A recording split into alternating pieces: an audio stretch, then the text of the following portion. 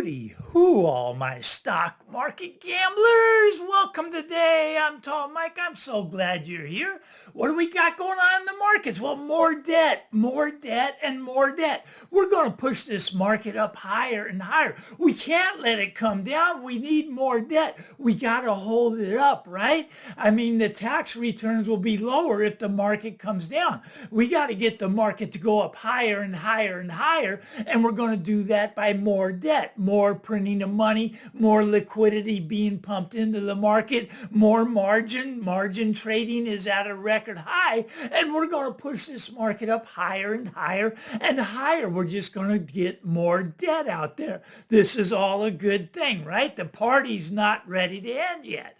Party's going to end, but not yet. It's not time to short the market. We're still piling the liquidity in. You can look at the HYG, more debt, more debt, more debt. They're buying the bond market up, more debt, more debt, more debt.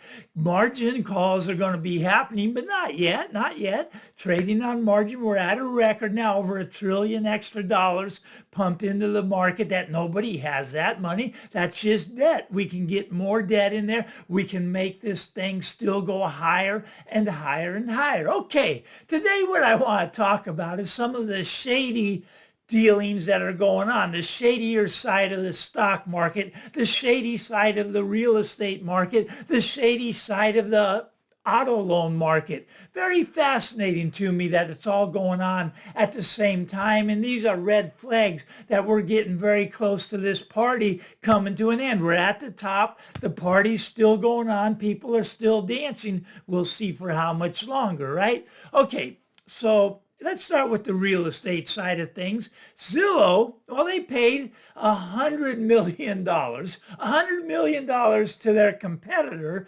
Redfin, right, to make them get out of the business. Now, that's interesting. Can a business pay another business to go out of business? Well, technically, this is a constriction of free trade, and the Federal Trade Commission stepped in, and they're going to not allow this. But Redfin got paid $100 million to do away with their advertising, their listing of multifamily units, of the apartments, if you will. They no longer will list the apartments. You see, Zillow wants that market exclusively to themselves, and what they want Redfin to do is just be a copy of them so that they will have all of the business, and they paid Redfin $100 million to go away. Now that's fascinating to me, but you can't have this stuff. The Federal Trade Commission comes and goes, no, you cannot do this. There's so many lawsuits going on with the Zillow Redfin deal. It's funny, but that's kind of a shady thing, right? In the real estate end of things. Now what we got in this AI stuff, right? AI is like, it reminds me so much of back in the days of the dot-com boom, right? We had Cisco Systems. Man, Cisco Systems, they were going to become the first trillion-dollar company. They just had to double one more time. They were like at 500 billion, and if they doubled, they would have been the first trillion-dollar company. Well, they never made it, right? What were they doing, though? They were doing this vendor funding, right? They were saying, hey, we're going to finance all these routers. You just buy them from us. You don't have to pay us the money now, but we're going to finance it. And eventually this came tumbling down on Cisco Systems, right? They never became the first trillion-dollar company. No, they did not. But what do we got now? We got NVIDIA. NVIDIA is going to become the first $5 trillion company. This is so exciting. NVIDIA is going to the moon. $5 trillion. But they're doing this thing. It's called circle investing. You gotta love this stuff, right? Okay. So anyways, NVIDIA says they're going to invest $100 billion into, well, Intel, let's say. And then Intel's going to buy their chips back. Oh, I messed that up, didn't I? It's not Intel. It's not Intel. It's OpenAI. OpenAI. That's the Chat GPT. NVIDIA, they're giving Chat GPT the $100 billion, and Chat GPT, which is OpenAI, will buy their semiconductors, their chips, right? So they're going to buy $100 billion worth of their chips. Okay, so it's kind of like they give them the money and they give it right back to them. Now you see, now here's what's exciting about that, because in stock market world, this is really good news, right? So OpenAI goes up because they got $100 billion invested from NVIDIA into their company, right? So they go up because they're like very valuable, because even NVIDIA thinks they're valuable. They're funneling $100 billion in. Now NVIDIA goes up because they just got a $100 billion order from OpenAI. Now this is very exciting. Anyways, nothing really happened, right? But both stocks go up higher and higher and higher because they're circle investing. Now sometimes they do add other companies into it. Sometimes they'll add Intel in there. Sometimes they'll let Oracle get in there, and they'll shift the money around, and it kind of goes in a circle and ends up right back in the same place.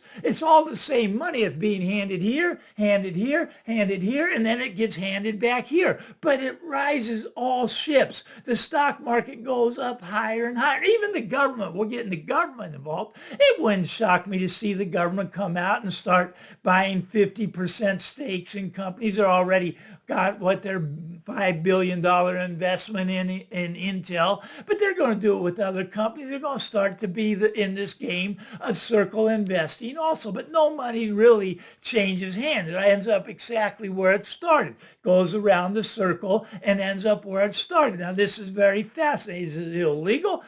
No, it's not illegal. Does it work? Yes, it works. Now, you remember Enron, right? Enron, it's a fascinating company. It was like the largest company in the world. Maybe not the biggest, but very close to the largest. And they were doing, weird accounting stuff, right? And they started circling the drain when people caught on to what they were doing. It'd be like they'd buy a barrel of oil, like, say, at $60 today, right?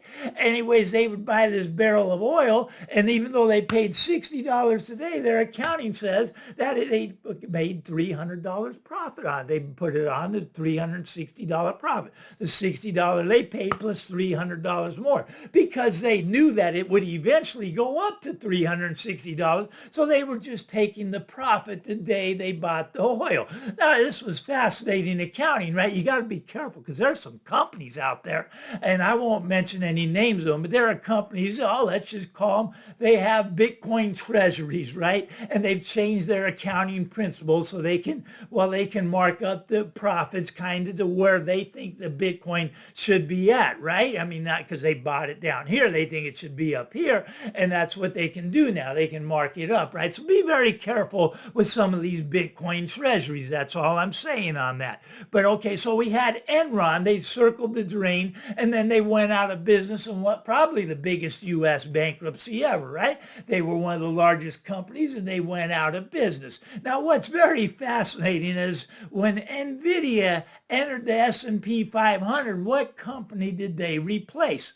They replaced Enron. Now, are we going to come full circle? We talked about circle investing. Are we going to come full circle to where NVIDIA becomes the new Enron? I'm not saying they're doing anything illegal. I am saying they're doing some circle investing to make their stock price go up. And maybe if they weren't doing this, maybe they wouldn't be the first $5 trillion company. Maybe they'd go from $4 trillion down to $2 trillion and lose 50% of their market cap, which is a possibility. At some point that will probably happen, right? Because that's just what circle investing does. Eventually people figured out the game. They go, no, this isn't good. You can't just raise your stock price just because you're passing money around in a circle. You can't do it. But that's what we got right now. Now, this reminds me so much of the dot-com bust, and people would say, but Mike, in the dot-com, they didn't have any revenues.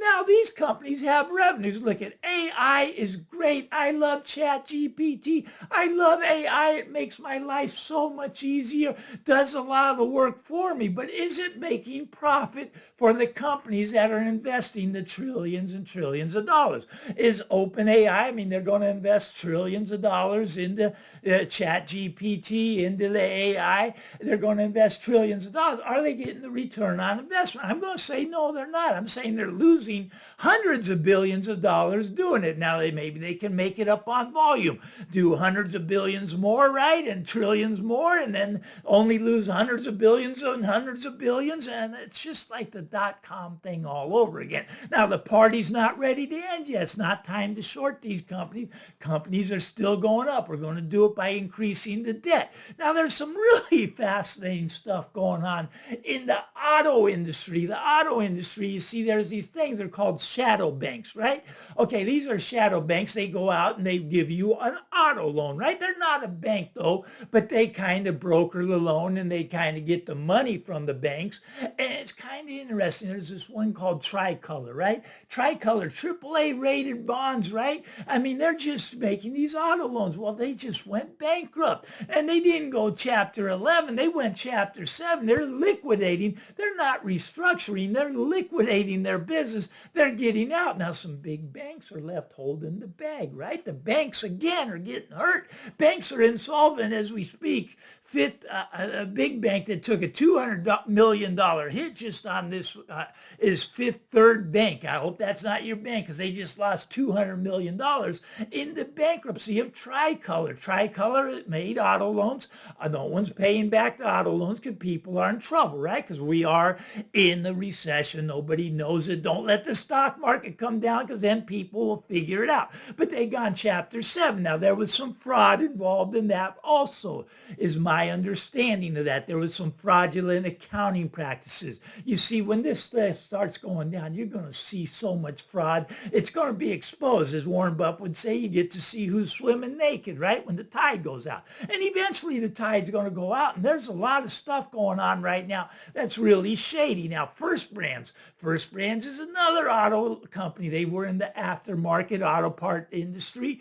And anyways, somehow they managed to get $10 billion in liabilities, but they only got $1 billion in assets. So they're 10 to 1 upside down, right? So they're doing the restructuring act, doing that little dance. You see, they're private equity though. These private equity companies are going to be circling the drain. You see, now the Donald, he made it so you can buy private equities in your 401ks. You can buy them in, in your pension funds. It's great. He's going to allow the private equities to put all the bag holders are going to be the pensions, going to be your 401ks. He's allowing this to happen because they don't have anywhere to dump this bad pension losses to, right? The bad pension losses, bad private equity losses. Like First Brands is a private equity company. Now they're bankrupt, right? They're out of business. 10 to 1 upside down. Somehow they got $10 billion in debt with $1 billion in assets.